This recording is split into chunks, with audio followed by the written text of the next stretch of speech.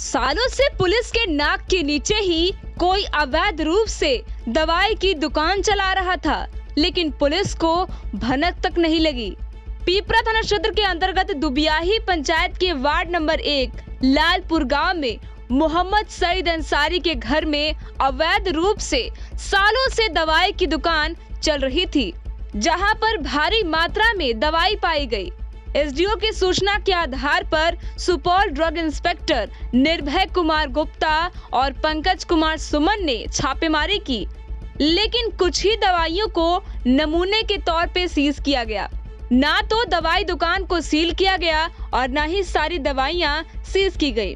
Police और सरकार लगातार ऐसे लोगों को रोकने की कोशिश कर रही है, लेकिन अपराधी हैं जो बार बार अपराध करके पुलिस को चुनौती देते रहते हैं, जिसके कारण अब शासन से लेकर प्रशासन तक सतर्क है और ऐसे लोगों पर कानूनी शिकंजा कसने की पूरी तैयारी कर रही है। हालांकि इस संबंध में ड्रग इंस्पेक्टर बयान देने से बच रहे थे। हम लोग ऑथराइज नहीं है,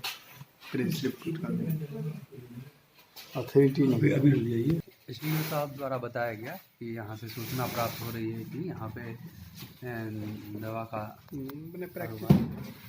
प्रैक्टिस चल रहा है, उस पर जांच करने के लिए यहाँ पे एक कमरे में दवा रखी हुई थी, जो पहले दृष्टि में प्रतीत होता है कि थोड़े बहुत मात्रा में थी और बिजनेस का उसका कर रहा है।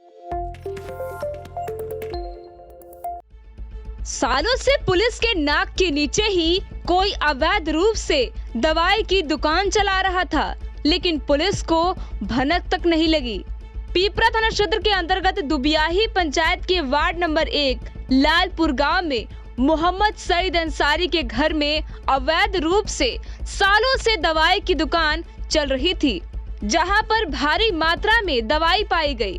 एसडीओ की सूचना के आधार पर सुपौल ड्रग इंस्पेक्टर निर्भय कुमार गुप्ता और पंकज कुमार सुमन ने छापेमारी की, लेकिन कुछ ही दवाइयों को नमूने के तौर पे सीज किया गया। ना तो दवाई दुकान को सील किया गया और न ही सारी दवाइयां सीज की गई।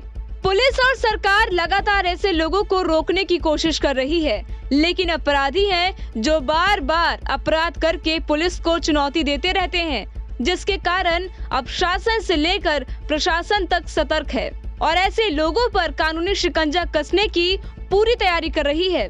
हालांकि इस संबंध में ड्रग इंस्पेक्टर बयान देने से बच रहे थे। हम लोग ऑथराइज नहीं है, अथॉरिटी नहीं। अभी जाइए। एसडीओ साहब द्वारा बताया गया कि यहाँ से सूचना प्राप्त हो रही है कि यहाँ पे दवा का